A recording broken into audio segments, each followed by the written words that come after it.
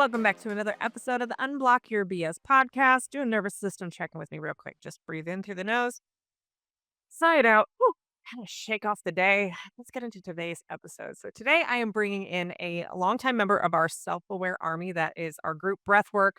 We do some group coaching in there as well, but it's really focused on breathwork as a supportive tool in healing your nervous system and processing through self awareness, healing, emotional regulation.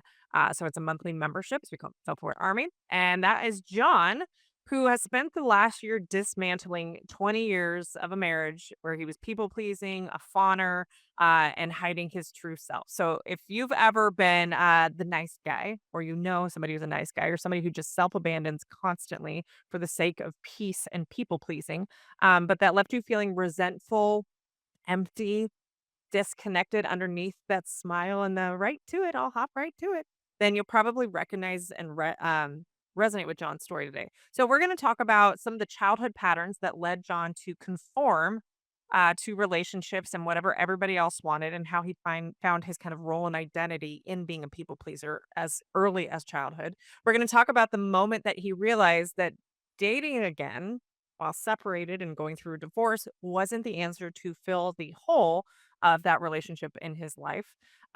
We talked about how breathwork, his very first session of breathwork, cracked him open and what his experience of that session was like, so that you can kind of have an understanding of what breathwork is. Because I know a lot of people coming into my world have this idea that breath work is box breathing or like yoga breathing, or they just have no idea what it means. And I need to put a heavy emphasis on the work part of breath work because it is very intensive by design, but also incredibly healing and amazing. And we also talk about the difference between being kind of a doormat and being kind. Right? What's the difference? What's the difference between like enjoying making people happy and doing nice things for people versus doing it and it's called people pleasing and it's destructive? And we're going to talk about the boundaries that Dave is building now after having been on a very intensive healing journey over the last 6-ish months inside of the self aware army. So, the part that I really want you to take away from this episode is how John, his healing shifted from trying to earn love and being performative and a bunch of acts and people pleasing to now living a life and learning about himself that is authentic to him, that he truly enjoys, and how he's in the process of falling in love with not just himself, but also the experiences and the connection he's having now. He has had such a beautiful journey. And I that's why I asked him to come on, is to share the hardships, but also what's on the other side of healing. Like what's on the other side? Listen to his energy as he describes his life now. So if you are interested in learning more about the Self Aware Army or our men's specific program, that's a 12-week program called Healthy Mentality. We are opening up spots for the next round here shortly. You can go to unblockyourbs.com/podcast. And that's kind of your gateway to learning more about everything that we do. If you specifically want to learn more about the Healthy Mentality Program, DM me the word heal or go to unblockyourbs.com/healthymen. We'll link all of that up in the show notes as well. But if you're on a healing journey and you want support or you don't even know where to start, I recommend the Self Aware Army. So let's get into today's episode with Self Aware Army member, John. Well, John, welcome to the podcast. Thanks for coming on today, bud. Thank you. It's so good to be here. Yes. All right. Well, let's kind of start with let's give a little bit of backstory and context of how you got into a healing journey and then eventually coming into my world. Whoops. Your world. Yes, backstory. So I was married for 20 years, and during much of that 20 years, I was just people pleaser, big time, Mr. Nice Guy. And I did everything fearful, avoidant, and fawning. I mean, it was just everything I could do to keep that relationship stable, going. And, I had a partner whom, we had kids together and a lot of things in common. But my God, I was just honestly I was not treated well a lot of the times. And in self-reflection, over my journey, I think that I take ownership over the nice guy approach. And because I think it caused a lot of, drama in that relationship because I was always fawning, right? So if a problem came up, I would be quick to be like, all right, how can I fix this? Or like, and I would just go quiet. I wouldn't stand up for myself and I'd lose a little bit of my personality. And then I try to manipulate the situation to be comfortable again, right? And I think for my partner, that was really exhausting. One, because she always felt like the bad person too, right? Like because she felt bad for, going after me or attacking me. But I think she was just so frustrated that like I wasn't being the genuine person I could be. And, through our work and through the breath work, I think what I realized is that I had trauma from when I was a kid. I was adopted. So was my sister, you know, and quite honestly, I think I kind of was adopted in a family that maybe didn't really want kids, but kind of got them in their 20s and they did the best that they could. And I never felt like I was really anything I could do was good enough for them, right? Especially my mom. And my dad was a completely like, he was, one of those typical like men who was just like, would go hunting and fishing and just be like, any chance he could be away from the family was where he wanted to be. And so I didn't have that connection unless I wanted to be ultra masculine, right? Yeah. And so that was not comfortable necessarily either. Like, I did that. I went hunting, I did all those things I was supposed to do, but I didn't enjoy it, right? I was more of a creative, artistic kind of kid, right? I just wanted to feel those feelings and be that person. And so it was a big struggle with him and that relationship with my dad. And then my mom was, caring, but like I just never got that, like, I wanted more. And I think that's what led me into those nice guy approach where I had to overcompensate and manipulate the situation to some degree to get what I felt like. Mm. And then, So if I'm understanding what you're saying is that from childhood, you kind of realized that your role in your family dynamic was to conform to whatever everybody else wanted for you, right? Well, that's where your value was. Got into partnership, you saw that, well, may not have equated that happening at the time, but you fell right back into that role. oh yeah, and it was good at it. So I You can only sustain the mask for so long of trying to be somebody you're not, right? And most nice guys, right? We think that we're like really good at it. And if we keep doing that, and it's the nth degree, it's going to work for us, and it never does. I mean, you may have that longevity for a while, like I did for 20 years, but eventually it's just it's not sustainable, you know. And you feel empty inside, and that's what really takes its toll. I think before I started this journey, before I came across your content, or I didn't come across your content first, but it was a separation that happened that was just ultimately like, ugh, like I expected that for years. I mean, I was just sitting for her to say those words because, I was too scared to say them myself. Yeah, you were too nice of a guy to initiate Nice of a the guy. conversation. Yeah. And then when I started the journey, I decided that, well, that's part of the problem. That's not where I want to go anymore. All of a sudden, like I felt a shift. I was able to find like, come across your information. But again, your channel came when I was looking to date, which was crazy. But I think, my meditation practices, I'm learning also that, like, when we get in those situations where we try to self heal, there's a lot of holes that we had, right? And like what I'm realizing is like I had major relationship hole, the intimacy, the connection. There were so many parts of that relationship that were missing that I helped create these holes. But like I wanted to fill it, right? And I wanted to date. I wanted to immediately. I was like kind of excited. I'm like, oh my God, I can like date somebody. This is amazing. Someone's gonna like me.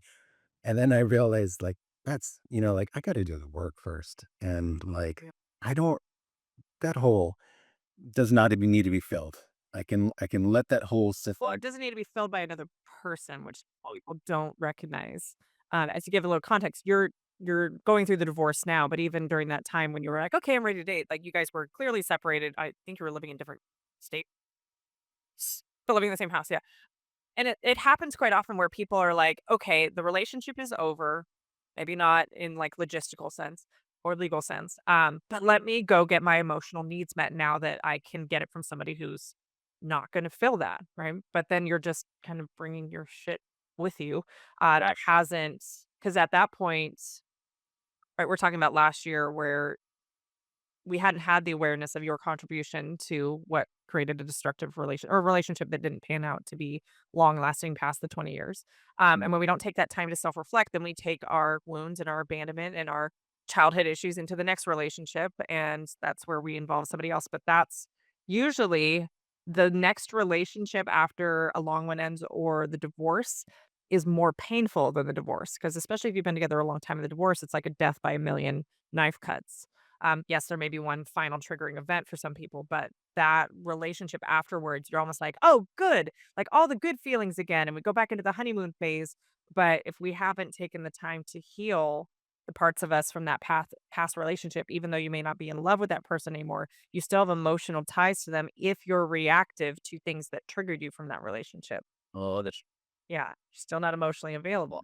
Um, Talk to me about when you reached out. I think we did breath work first. Is that correct? that's correct. Yeah. Yeah. So what had you curious about breath work or starting to get into nervous system work? I think I need something big to ship for me, right?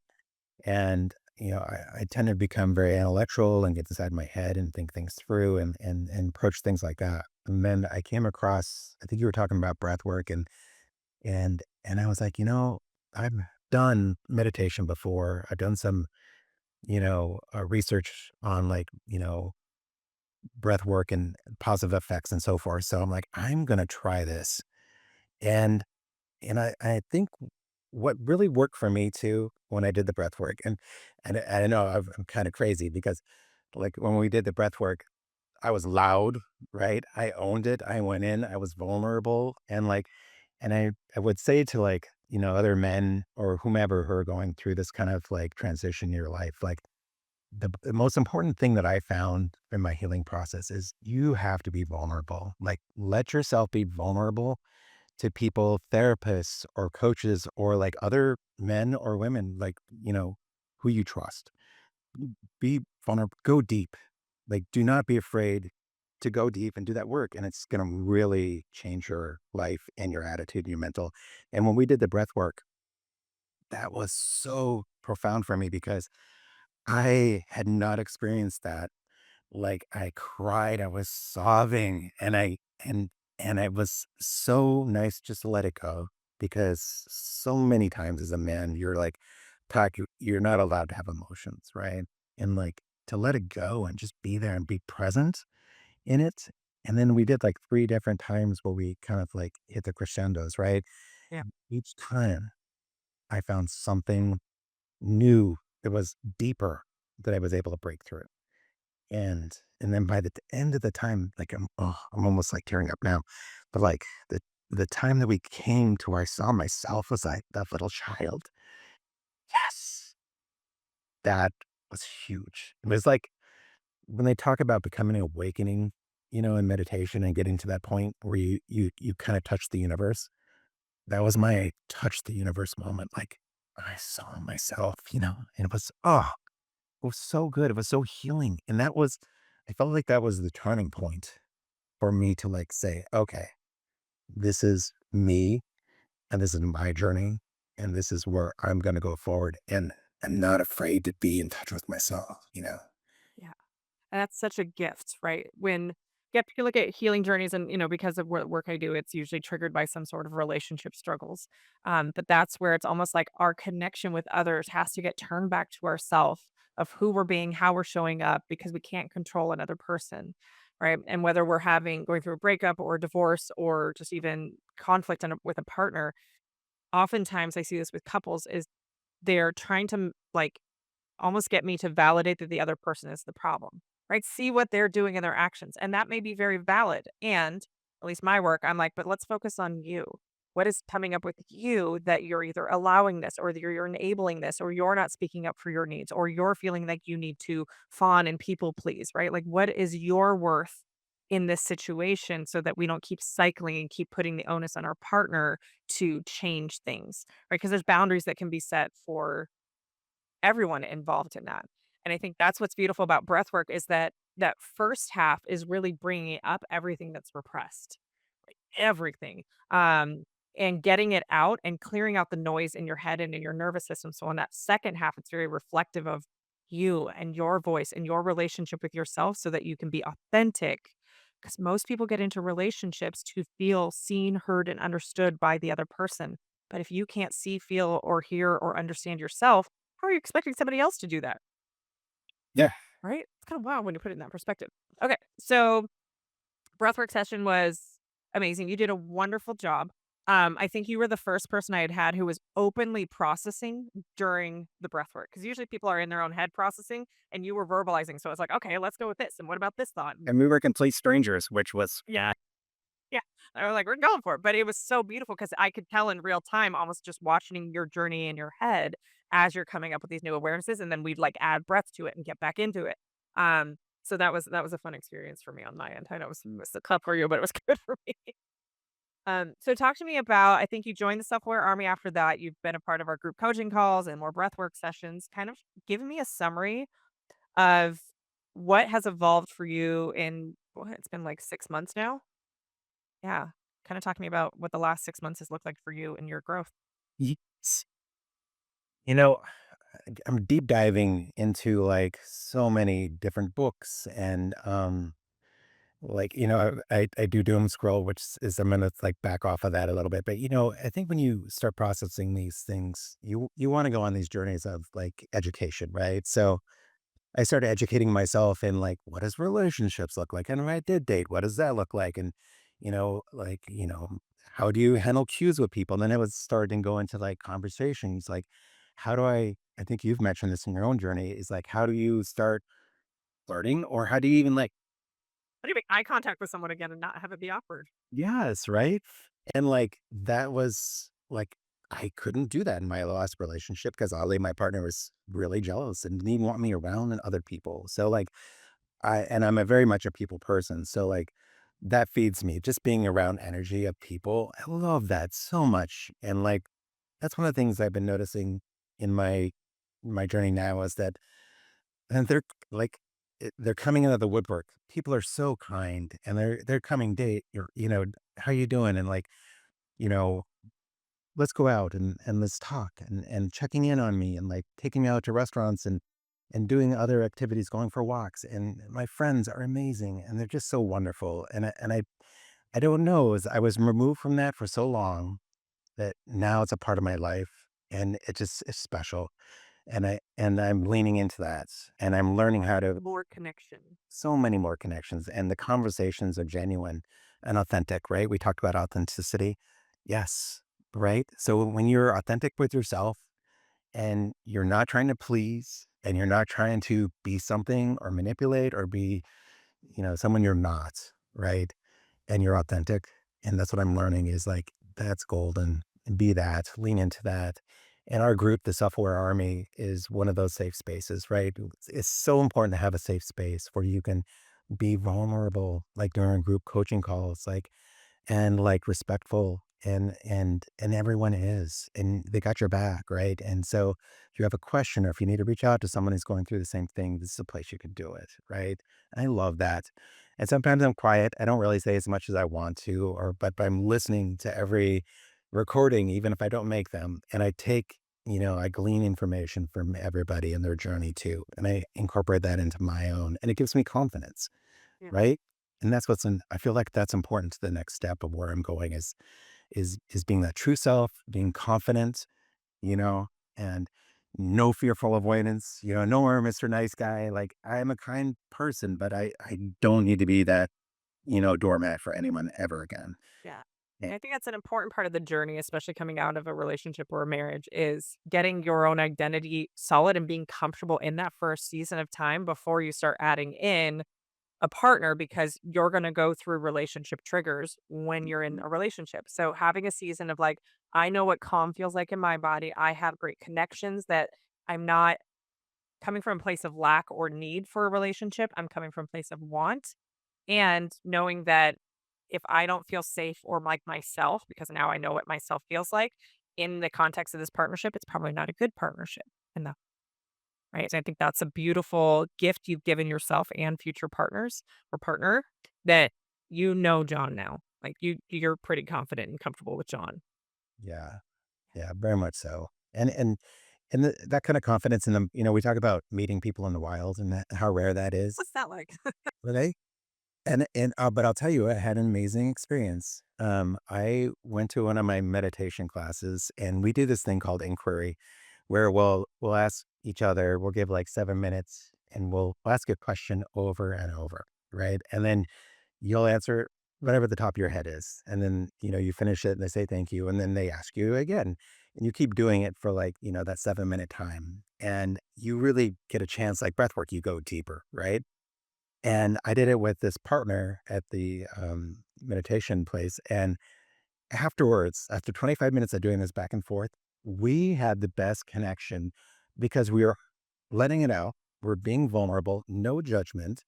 And the connection just as human beings with each other and that energy and that vibe and just the happiness and the joy from it was intoxicating. And we both, at the end of it, were like, that was amazing. You know what I mean? And if I hadn't taken that chance to go sign up for a meditation class, or if I hadn't taken a chance to go do something else, you take those chances, get yourself out there, find things that ever interested you with you, be genuine, be honest, be authentic. You're going to make those connections. That's what I'm finding. And I love that. I don't know. Well, and I think you make a good point of like, what is connection? Connection is vulnerability, right? When you share a part of you and that safety, right? Creating a safe space is listening without judgment. Listening first, no judgment second, right? Wow. Talking over them. If you're trying to interject, if you're trying to fix, you're trying to solve, that's not creating safety. And that's important in any relationship, whether it's friendship or partnership. So it's like such a beautiful example of what true connection is. Yeah. And lean into it. Do it. Take those chances. Have you heard me talk about the time left app that I did? Yes, yes, and you know what? That's funny because right after you did it, I'm like, I'm typing in and like, "Ooh, I should try this." Do you have it in your city? I don't know. I Okay, probably you should check. So for those of you that didn't see the post, there's an app called Time Left, and it's basically how to make friends as adults. It's not a dating app. It is just a socialization app. So it essentially matches you with 3 to 5 or 6 strangers to go out and have dinner one night. So I did that because I was like, I this was over the summer when my kids were week on, week off. So I would go a whole week without my kids. I was like, I need to get out of my house because I work from home and I go to the gym, but that's it. And that's I needed to get out of the house. So I did it. It was a great experience. We had a great group. All of them had done it before. I was the first one who hadn't done it before, but it was just we had 2 hours to talk. There was no lull in conversation, like, it was just interesting, and I know to an introvert, that sounds like your worst nightmare, but doing what I do, I talk to people all day long, so I had no problem, like, going there and chatting. But it was just really cool to meet new people, to listen to different stories. I think most of them met up the following weekend. I had my kids that weekend, so I couldn't go, but they all went out and, like, tried a new, restaurant out in town, and so it's just a way to connect with people. You can do it in different cities when you're traveling. So, yeah, this is not a sponsored ad for Time Left, but I highly recommend it, at least just like a one-time thing to go get out of your rut and get exposed to other people in a very low risk kind of way because you don't ever have to see them again if you don't want to. and a great way to practice, right? Yeah, those Yes. conversations. That's what you need. Is you need those to have practice talking to other people. Yeah. Especially if you're to get into dating, it's that same kind of thing. Like I wasn't romance involved in any of this, but it's how do you have conversations? How do you introduce? How do you have small talk, but then have it lead to more interesting conversations that light you up? Plan. No expectations. I love that. Yeah. Yeah. Talk to me about what's ahead for John now. Like what's on the horizon here? Yes, right. So I'm moving ahead. Thanks to you, I've actually signed the divorce papers, and yeah, it's not final yet, but like I remember you said, I'm like, oh, I want to start dating. And you're like, John, have you got? No, what you said was, "How would I attract someone like you?" When it's not well, first of all, you gotta get divorced because no woman like me is gonna touch you with a 10 foot. All right, look, yes, that is exactly what you said. And but that's what you needed to hear is like, It was so what I needed to hear. How was that even not even apparent to me before? And and that changed my way of thinking and is done. And so that's the next stage. Is like I feel so good about that, yeah, like just getting that done. But I think what's next for me is focusing on John, right? yeah, So like there's things that I want to do. Like there's a hike it's called the Tour de Mont Blanc that it's in Switzerland, Italy, and France or something like that. It's a 108-mile hike. I'm like, yes, that would be amazing. Like, I want to do that for myself. Like, what are things that I want to do? Right? spiritual it is, right? You for myself. And like, if I find a a partner, or if I had that connection or something and someone else goes with me, amazing. Or if I just go with a group of friends, amazing. But like, I'm just going to focus on getting to know myself again because I had lost that person for so many years. Yeah. And I like that person, right? I like the child. The child's important. And like, I'm going to rebuild that relationship with the child and myself. And I'm going to start doing things that feel important to me, right? First and foremost, that's what I'm going to do. And, and then also, do things with my kids, right? I have young adult children and like really building that connection even more. I mean, close to them, obviously, but like doing fun things with just the three of us, right? Yeah. So that's gonna be my journey, and if I meet someone, great. If, I'm not gonna rush that, I'm gonna heal myself, and I hear so many people talking on online, like, "It's okay to be single," and you know what? It is, right? Why not?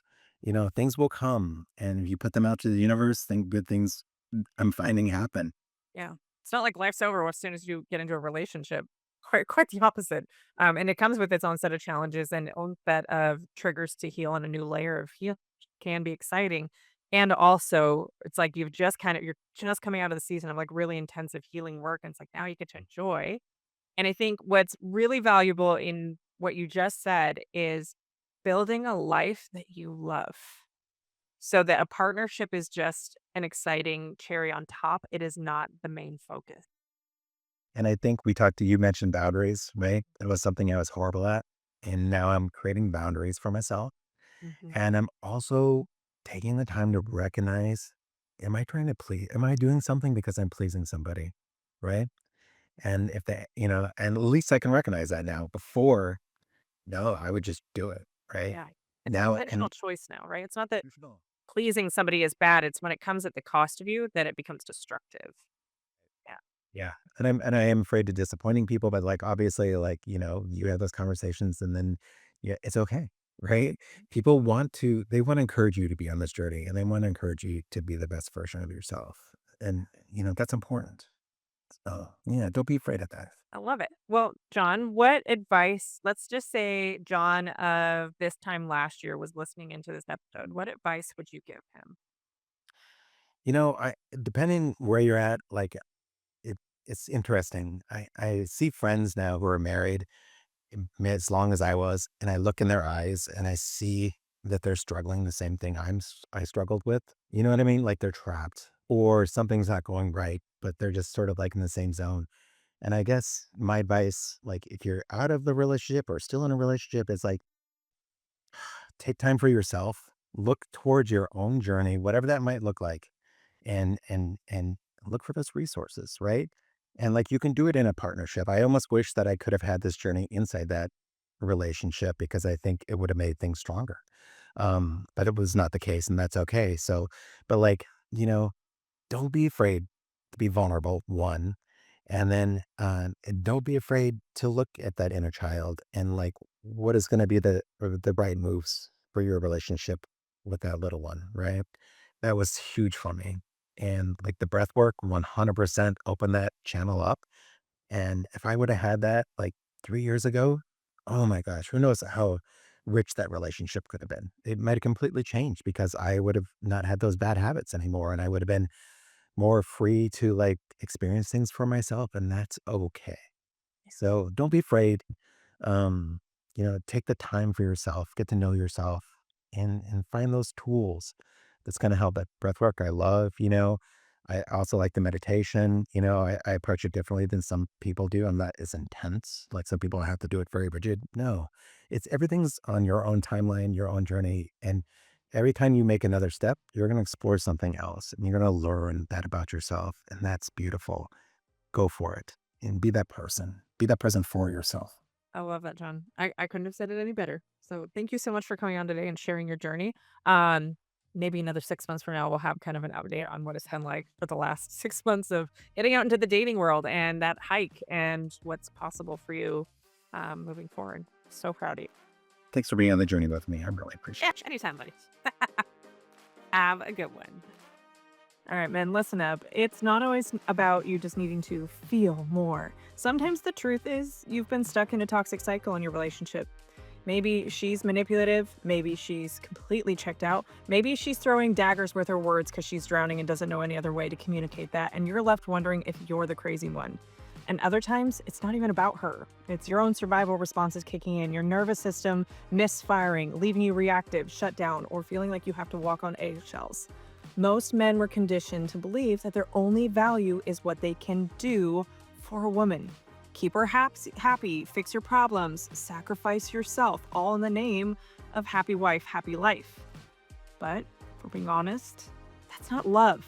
That's death by self-abandonment repeatedly over time. And the truth is, you don't have to keep white knuckling your way through marriage or relationships, pretending you're fine while your relationship burns down around you. You can learn how to set real boundaries. You can understand why she triggers the fuck out of you. You can stop people pleasing, master your emotions, and finally know what healthy communication and healthy relationship skills and tools looks like, and what it doesn't look like. That's what we do inside of the Healthy Mentality program. It's not therapy, it's nervous system training, relational leadership skills, and learning how to stop abandoning yourself for the sake of love. So if you're tired of the stress, the shutdowns, the same fight on repeat, my God, if she would just fucking stop, then go apply now. Applying to the program isn't a commitment, it's just a chance to get on a call with me and see if this is the next right step for you. So go to unblockyourbs.com/healthymen or hit the link in the notes. You don't have to keep losing yourself just to keep your peace. This is the work that changes everything. So go apply.